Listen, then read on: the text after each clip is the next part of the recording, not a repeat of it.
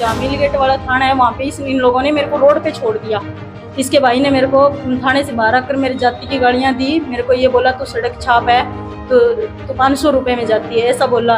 ये मेरे को समझ ये नहीं आ रहा है अभी मैं 500 रुपये में इसका भाई मेरे को किसके नीचे से निकाल कर लेकर आया। भी मैं कभी मेरे इसके भाई के साथ मेरा ऐसा कोई कांटेक्ट ही नहीं है। कौन से दिन मेरे को लेकर आया, कहाँ देखा इसके भाई ने मेरे को, वो चीज़ें मैं इनसे पूछना चाहती हूँ। भी एक बार आकर मेरे को ये बताओ भी कौन सी जगह देखा इन्होंने मुझे, कौन सी जगह से पकड़ कर लेकर आए मेरे को, जो इतने बड़े बड़े इन्होंने इल्ज़ाम लगाए। उसके बाद लेकर चला गया, मैं वहाँ से ट्रेन पकड़ी, मैं सिरसा चली गई अपनी सिस्टर के पास। इसके भाई ने ये बोला मेरे भाई को प्रेशर डालने की जरूरत नहीं है, मर जाएगा तो आपके नाम लगा देंगे। पुलिस वालों ने ये बोला भी तू कोर्ट में जा। पुलिस वाले चाहते तो सब कुछ कर सकते थे, लेकिन पुलिस वालों ने ऐसा कुछ नहीं किया। जोश हरियाणा देखने वाले सभी दर्शकों को राम राम। आज सुबह की अगर मैं बात करूं तो हमारे पास एक महिला का हिसार से फोन आता है और वो बताती है हमें कि मेरा 6 साल से मैं जिस पति के साथ रह रही थी वो मुझे छोड़कर चला गया, वो भी सिर्फ इस वजह से क्योंकि उसके परिवार वाले मुझे उसके साथ रहने नहीं दे रहे। और फिर उन्होंने बताया कि मेरी FIR भी पुलिस थाने में करवाई नहीं जा रही है। मैंने बहुत चक्कर काट लिए, तो मैं चाहती हूँ कि मैं ये मामला मीडिया के सामने लाऊं ताकि पुलिस मेरी कार्रवाई करे और उस व्यक्ति को सजा मिले। तो जी नमस्कार। पहले तो नमस्कार जी। क्या है पूरा मामला, शुरुआत से मुझे बताइए। जी मेरे हस्बैंड है ना, वो उसके घर वाले उसको लेकर चले गए, मेरे को उसके साथ नहीं रहने दे रहे हैं। उसको बोल रहे हैं इससे तलाक दे ले, इसको छोड़ दे। उनकी वजह से वो मेरे को छोड़कर चला गया, वो मेरे को रखना नहीं चाहता।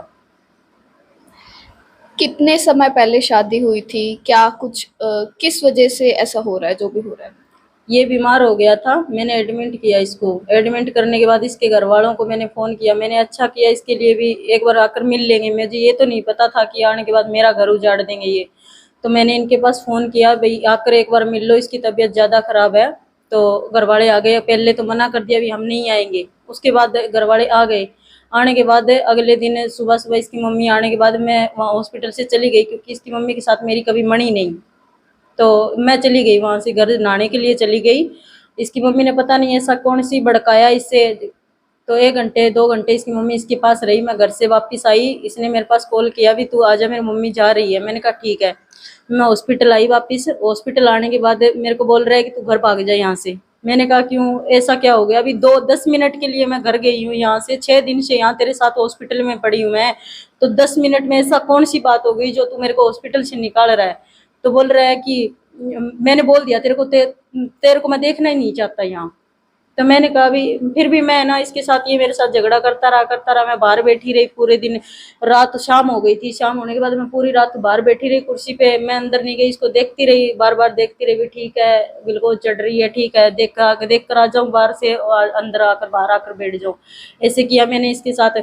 फिर सुबह जब मैं अंदर गई चाय पीने के लिए, मैंने सोचा इसको कुछ खिला देंगे, चाय पी लेंगे, तब इसने मेरे पे हाथ उठाया।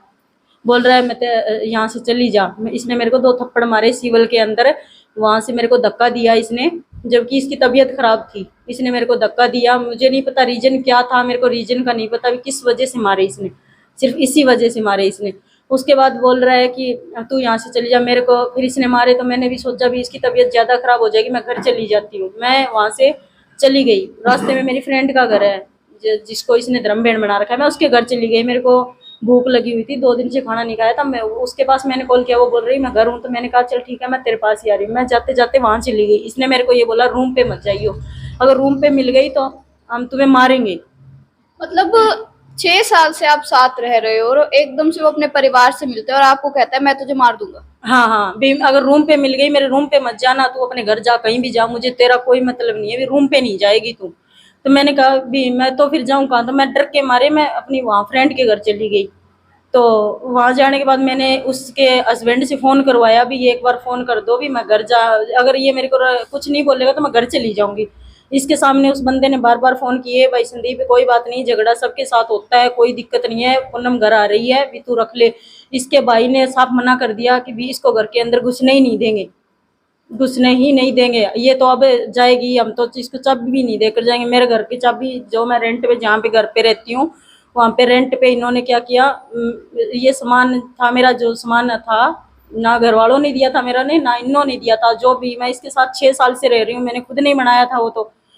तो उसके बाद बोल रहा है, इसके भाई ने बोला कि चाबी है ना इसको देना मत। वो मेरे को चाबी देकर जा रहा था, लेकिन इसके भाई ने मना कर दिया भी इसको चाबी नहीं देनी है, इसको इस घर के अंदर रहने ही नहीं देना है, भी चाबी नहीं देंगे। फिर इसका भाई है ना, मैं थाने में चली गई, मेरे को पता चला भी ये लोग लॉक लगा कर जा रहे थे। मैंने सोचा मैं जाऊंगी कहाँ भी, अगर घर को लॉक लगा दिया तो मैं कहाँ रहूंगी, कौन सी जगह ही नहीं है मेरे पास, तो ना मैं ना घर जा सकती, ना मेरे पास पैसे। मेरे पास पुराना फोन था, किसी और का मांगा मांगा हुआ फोन था मेरे पास, वो फोन इसने मेरा छीन लिया, सिम छीन ली मेरे पास, मैं कहीं ना कॉल करने के लायक, ना मेरे पास 1 रुपया भी, मैं कहाँ जाऊँ। तो मैंने इसके पास कॉल करवाया किसी और से, तो मैंने कहा भी चाबी दे दो मेरे को। तो मैं थाने में चली गई, मैंने कहा भी मैडम, मैंने ऐसा ना तो मैंने कोई एप्लीकेशन दी थी, मैंने सिर्फ स्टार्टिंग में यही बोला था भी मेरे को घर की चाबी दिलवा दो। रही बात बीमार की, तो ये बीमार है, दवाई ले लेगा वहां जाकर, मेरे को कोई प्रॉब्लम नहीं है, भी 2 महीने 3 महीने में आ जाना, मैं यहाँ काम लग जाऊंगी, मैंने इससे ये बोला।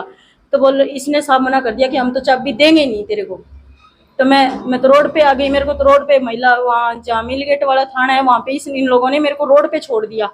इसके भाई ने मेरे को थाने से बाहर आकर मेरे जाति की गाड़ियां दी, मेरे को ये बोला तो सड़क छाप है तो 500 रुपए में जाती है, ऐसा बोला। ये मेरे को समझ ये नहीं आ रहा है, अभी मैं 500 रुपए में इसका भाई मेरे को किसके नीचे से निकाल कर लेकर आया भी। मैं कभी मेरे इसके भाई के साथ मेरा ऐसा कोई कांटेक्ट ही नहीं है, कौन से दिन मेरे को लेकर आया, कहाँ देखा इसके भाई ने मेरे को, वो चीजें मैं इनसे पूछना चाहती हूँ भी। एक बार आकर मेरे को ये बताओ भी कौन सी जगह देखा इन्होंने मुझे, कौन सी जगह से पकड़ कर लेकर आए मेरे को, जो इतने बड़े बड़े इन्होंने इल्जाम लगाए। उसके बाद लेकर चला गया, मैं वहां से ट्रेन पकड़ी, मैं सिरसा चली गई अपनी सिस्टर के पास। सिरसा जान आपकी माता जी से कोई बात नहीं, घर वालों से आपने कोई बात मेरी बात इसलिए नहीं हुई थी क्योंकि मेरे पास फोन नहीं था, मेरी बात, मैं घर पे किसी से मेरी बात नहीं हुई थी। उससे पहले मेरी बात हुई थी घर वालों से, जो जिसके घर पे मैं गई हुई थी ना, उसके फोन से मेरी बात हुई थी, मेरी सिस्टर से बात हुई थी। मैंने उसको बता दिया था भी मेरे साथ ये हुआ, उसने मेरे को निकाल दिया, वहां से मेरे को निकाल दिया। तो भाई मैं अब कहाँ जाऊँ। फिर मैंने अपनी सिस्टर को ये भी बोला भी मैं कोशिश यही कर रही हूँ भी थाने वाले क्या पता मेरे को चाबी दिलवा दे और मैं घर रह लूँ। थाने वालों पे इसके भाई ने ये बोला भी मेरे भाई पे प्रेशर डालने की जरूरत नहीं है, अगर थाने वाले चाहते ना तो चाबी दिलवा सकते थे, क्योंकि जितना हक उसका है उतना हक उस घर पे मेरा भी है समान पे भी। मैं जाऊं कहाँ, थाने वाले चाहते तो दिलवा सकते थे, लेकिन थाने वालों ने कुछ नहीं किया उसके साथ। वो अपने भाई को उठाकर वहां से ले गया। थाने वालों ने मेरे से ये बोला अभी तू कोर्ट में चली जा। मेरे पास इतने पैसे नहीं है कि मैं कोर्ट में जाकर इतने सारे पैसे कहाँ से लगाऊं, मेरे पास तो खाने वाले पैसे नहीं है। मैं तो इतने दिन से मेरा काम कैसे चला रही हूँ, 2 महीने हो गए इसके छोड़ के गए हुए, 1 रुपया नहीं दिया इसने मेरे को।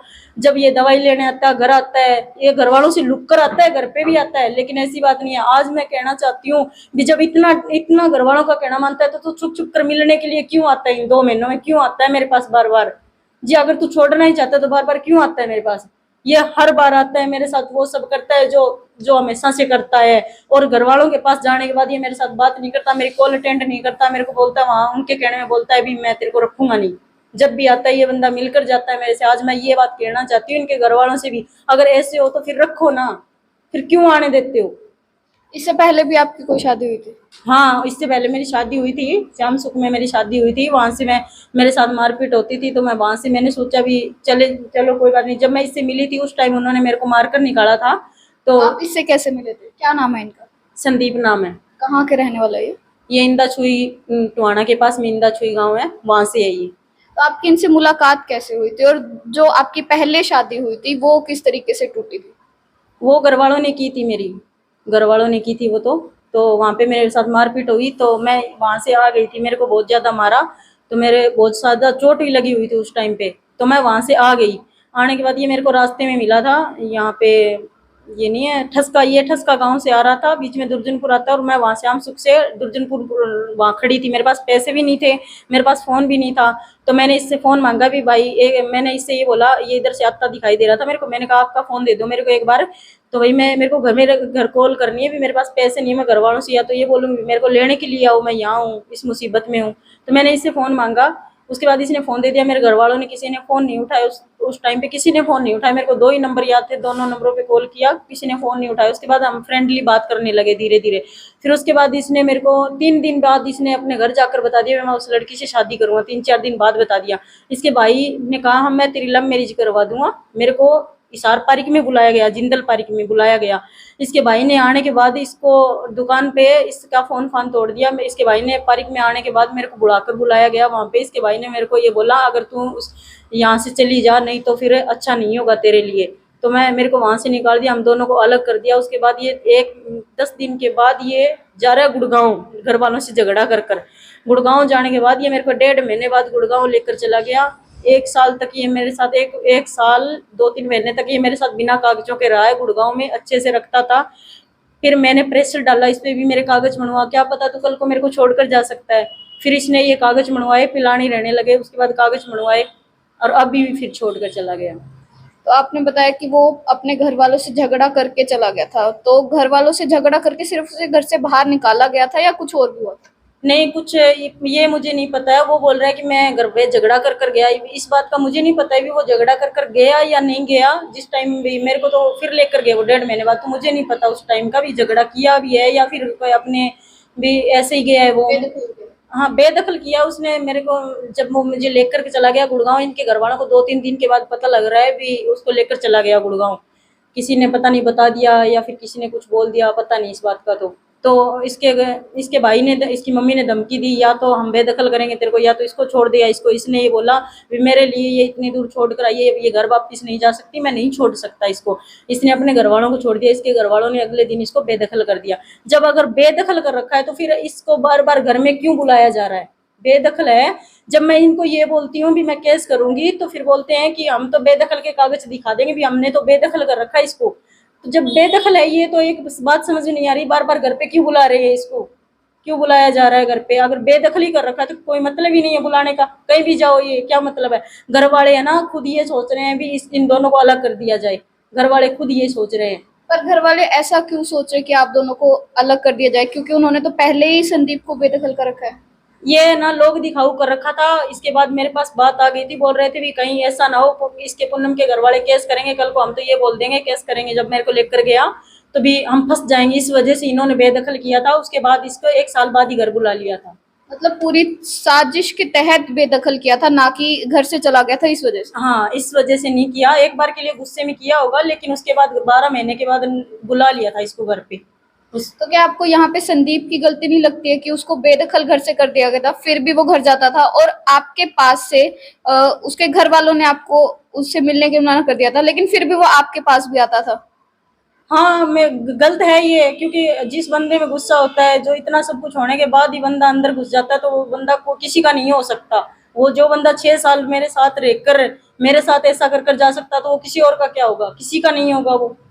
6 साल में कभी आपका कोई बच्चा वगैरह नहीं हुआ? हाँ, हुआ है, एक गुड़िया हुई थी, 4 बार मेरे को दिक्कत हो गई, वो भी इसी की वजह से हुई है। इसने मेरे को टाइम पे दवाई नहीं दिलवाई, इसने टाइम पे मेरे को कभी डॉक्टर के दिखाया ही नहीं। 4 बार आप बता रहे हो? हाँ, 4 बार तो दिक्कत हुई है। आपको कभी गलत नहीं लगा? क्योंकि 4 बार बहुत ज्यादा होता है, एक बार माफ कर दिया जाता है, पर दूसरी बार भी बहुत बड़ी बात हो जाती है। और प्रेगनेंसी में आपके साथ ऐसा किया? हाँ, ऐसा बार बार होता रहा। मेरे डॉक्टर ने ये बोला था भी दवाई चलेगी, दवाई चलेगी। जिस टाइम पे मान लो जब मेरे को 3 महीने होते हैं, 3.5 महीने होते हैं, तो दिक्कत हो जाती है। मैं ये सोचती हूँ इस बार तो नहीं होगी, फिर हो जाती है। फिर इस बात का तो पता नहीं चलता भी अभी दिक्कत होगी, ये तो जरूरी नहीं है। अब गुड़िया जानबूझकर, गुड़िया इनकी वजह से गई है मेरी, क्योंकि गुड़िया की टाइम पे मैं इसको फोन करती रहती थी बार बार। ऑटो मार्केट में भी मेरे को ना, आओ तुम दवाई दिलवा कर लाओ। मैं यहाँ पे इतनी सूजी हुई थी, मैं इतनी बीमार थी, हद से ज्यादा बीमार थी मैं। मेरे को चला नहीं जा रहा था, मेरे से खुद से पानी नहीं पिया जाता था, इतनी बीमार थी मैं। उसके बाद भी ये बंदा ना कभी आकर मेरे को संभालता नहीं था। मेरी मम्मी वहाँ पे थी, कभी मेरी मम्मी लेकर जाती थी, कभी है ना वहाँ पे मेरी बहन का जो देवर है ना, वो कभी मेरे को हॉस्पिटल वो लेकर जाता था। कभी मैं ऊपर जो किराए पे बुआ रहती थी उसको लेकर जाती थी हॉस्पिटल। मैं किसी और के साथ ही जाती थी, मतलब ये मेरे साथ कभी हॉस्पिटल गया ही नहीं, कभी मेरा टेस्ट करवाने के लिए भी नहीं गया ये। तो पुलिस ने आपका केस FIR क्यों नहीं करी?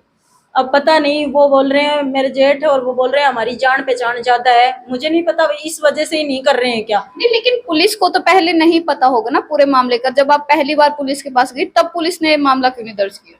इसलिए नहीं किया क्योंकि ये बीमार था। इसने तो ये दिखा दिया भी मैं तो बीमार हूँ, मैं तो मरने वाला हूँ। इसके भाई ने ये बोला मेरे भाई पे प्रेशर डालने की जरूरत नहीं है, मर जाएगा तो आपके नाम लगा देंगे। पुलिस वालों ने ये बोला भी तू कोर्ट में जा। पुलिस वाले चाहते तो सब कुछ कर सकते थे, लेकिन पुलिस वालों ने ऐसा कुछ नहीं किया। तो मतलब आप दोनों शादीशुदा थे, फिर भी पुलिस ने आपका केस नहीं दर्ज किया? कुछ नहीं किया। पुलिस ने ये बोला भी तू वकील के पास जा, वकील के थ्रू तू कोर्ट में जा। तो मेरे पास तो इतने पैसे नहीं है भी मैं वकील जाकर वकील करूं, वकील को पैसे दूं, उसके बाद मैं कोर्ट में जाऊं। मेरे पास इतने पैसे नहीं है, मेरे पास तो खाने के पैसे नहीं है, मैं कहाँ से वकील को पैसे दूं, ये बताओ। उनके घर वाले क्या कहते हैं आपको, कोई धमकी वगैरह देते हैं कि हाँ हम उसकी शादी करा देंगे या हम तो जान से मार हाँ हाँ, इसके घर वाले, इसकी भाभी ने मेरे को परसों ही बोला है भी हम तो इसकी दूसरी शादी करेंगे, तू आज के बाद ना तो इसके पास कॉल करेगी ना मैसेज करेगी, और अगर इसके पास किया तो हमसे बुरा कोई नहीं होगा। और मेरा जेठ भी यही बोलता है, मेरी है ना सास है, वो भी यही बोलती है कि हम 15 दिन 20 दिन के अंदर अंदर इसकी शादी कर देंगे। तो मैं वहाँ पे मजबूर थी, मैं कुछ बोल नहीं पाई, क्योंकि अगर कुछ बोलती तो मेरे को मारपीट करते वो लोग। मेरे को आंखें दिखा दिखा कर 6 दिन तक मेरे को दबा कर रखा गया वहाँ पे। हर बार मेरे को आंखें दिखाई गई, मैं जब भी ये बोलती थी मेरे को जाना है, मेरे को यहाँ नहीं रहना है, जब भी मेरे को आंखें दिखाई गई, मेरे को बार बार बोला गया अभी मैं हम तेरे को मारेंगे मारेंगे, तो मैं दब के मारे 6 दिन रह कर आई हूँ वहाँ पे। बड़ी मुश्किल से निकल कर आई हूँ मैं वहाँ से। अभी आपकी उनके साथ ऑलरेडी शादी हुई पड़ी है, आपको पता है ये बात। तो अगर उनकी दूसरी शादी करेंगे तो वो गैर कानूनी रहेगा, तो आप उस समय भी अपनी लड़ाई लड़ सकते हो, पर आप फिर डर क्यों रहे हो कि उनकी दूसरी शादी हो जाएगी? डर नहीं रही हूँ मैं, डरती किसी से नहीं हूँ। बस वैसे तो मेरा जेठ भी और सभी बोलते हैं कि ये ना मेरे जेठ से डरती है, सभी बोल रहे हैं, मेरे ससुरा और मेरी सासू भी यही बोलते हैं कि ये ना राजेंद्र से डरती है। मैं किसी से नहीं डरती हूँ, मैं किसी से डरती नहीं हूँ। मैं सिर्फ इसलिए पीछे कदम हटा रखा था मैंने भी, मैं क्या पता कल को ये बंदा सुधर जाए, क्या पता अभी एक बार के लिए केस हो जाता है तो फिर दिक्कत हो जाती है। तो मैं ये सोच रही थी क्या पता ये रख ले, मेरे को रख ले भी, सुनवाई हो जाए। लेकिन इसने ऐसा कुछ नहीं किया, ये बार बार मेरे को धोखा देता रहा, हर बार आता यूज करता है, धोखा देता रहा। वहां जाने के बाद मेरे साथ बात नहीं करता है, अगर वहां के कहने में कभी कुछ कहता है, कभी कुछ कहता है, कभी कुछ कहता है। वहां पे मैं रहूं भी कैसे, क्योंकि मेरे को तो मेरी जान का खतरा है। ये मेरे साथ जिद कर रहा है भी यहाँ रहना है तेरे को, यहाँ कैसे रहूं। बार बार किसी पड़ोसी को ये घर में घुसने देते हैं ना, किसी के साथ बोलने नहीं देते। मेरे घर वालों के साथ मेरी फोन पे बात नहीं, जाते ही मेरा फोन छीन लेते हैं वहां पे। मेरे घर वालों के साथ मेरी बातें नहीं होने देते, तो मैं कैसे रह जाऊं वहां पे, ये बताओ आप। आपको मारने का धमकी भी दी जाती है, आपको बहुत कुछ बुरा बोला जाता है, और आप ऊपर से यहाँ पे पुलिस को केस करें पर पुलिस लिख नहीं रही है केस आपका। हाँ जी, और अभी मैं मिल गेट रह रही हूँ, मेरे को बार बार धमकी दी जा रही है भी अगर रूम पे मिल गई तो तेरे को मार देंगे। कल को अगर मेरे को कोई दिक्कत हो जाती है तो भाई सभी की से मेरी यही दरखास्त है भी कि कुछ ना कुछ होना चाहिए, क्योंकि मेरे को इससे खतरा है, ये कभी भी आ सकता है। तो यहाँ पे दो पक्ष निकल के सामने आ रहे, एक तो पुलिस जो है इनकी एफआईआर नहीं दर्ज कर रही है, और दूसरा जो सामने वाला पक्ष है वो इनको अकेला देख के बहुत कुछ इनके साथ गलत करने की कोशिश कर रही है। और फिलहाल ये महिला पुलिस द्वारा कोई भी इंसाफ ना मिलने के कारण आज मीडिया के सामने आई है। तो मेरी आप सबसे एक रिक्वेस्ट रहेगी कि इस वीडियो को शेयर जरूर करिएगा। और ये मामला जैसा आप देख रहे हैं बहुत अजीब है, क्योंकि पुलिस प्रशासन की इनको कोई मदद नहीं मिली है, कोर्ट में जाना इनके लिए संभव नहीं है, और इनके आगे पीछे भी कोई नहीं है। मतलब घर से आपको कोई सपोर्ट नहीं है फिलहाल? कोई सपोर्ट नहीं है, मेरी मम्मी की है, मेरी मम्मी तो खुद ही डरती है इन सब चीज़ों से। मेरी मम्मी कुछ नहीं कर सकती, मेरा कोई नहीं आगे पीछे, इसीलिए मेरे को अगर आगे पीछे कोई होता तो ये लोग ऐसे थोड़ी ना करते मेरे साथ। ये बार बार बोलते हैं इसके आगे पीछे कोई नहीं है, कोई कुछ नहीं बिगाड़ सकता, इसीलिए तो बार बार ये टॉर्चर किया जाता है। अभी भी मेरे को ये बोल रहे हैं अगर रूम पे मिल गई, रूम से सामान उठा कर लेके जाए, अगर रूम पे कोई आ गया मेरे साथ जबरदस्ती की तो फिर अच्छा नहीं होगा इनके लिए भी। तो अभी आप मीडिया के सामने आए हैं ताकि पुलिस आपकी सुने, तो आप लोगों को क्या कहना चाहेंगे? मैं लोगों से यही कहना चाहती हूँ भी जितना हो सके भी मेरी सपोर्ट करें, मेरे को इंसाफ दिला जाए।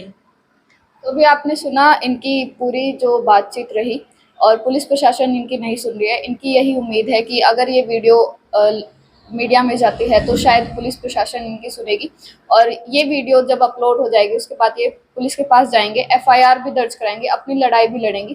पर तब भी अगर इनको कोई इंसाफ नहीं मिलता तो ये दोबारा कैमरे के सामने आएंगी। इसलिए इस वीडियो को शेयर ज़रूर कीजिए, और जो भी अपडेट रहेगी हम आपको ज़रूर देंगे।